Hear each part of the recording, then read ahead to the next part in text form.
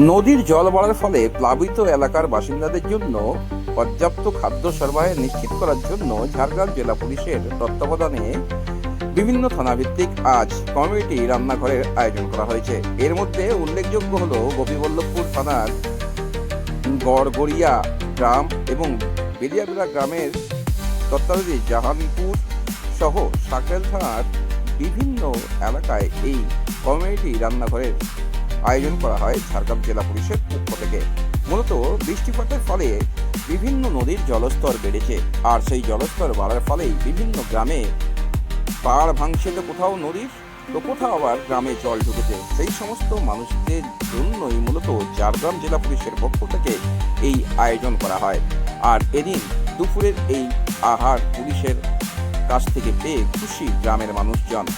আর এই বিষয় নিয়ে জেলা পুলিশের উচ্চপদস্থ আধিকারিক কি জানিয়েছেন সংবাদ মাধ্যমকে।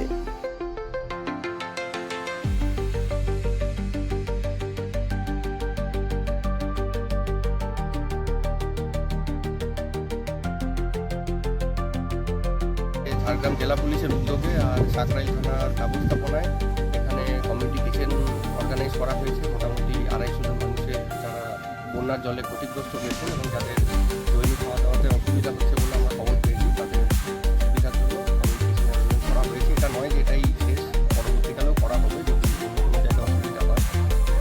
মানুষজনকে আমরা চেষ্টা করবো যতটা পাঠার অ্যাসিস্ট্যান্স দেওয়া, যাতে বন্যা খুব একটা বেশি ক্ষতি করতে না পারে।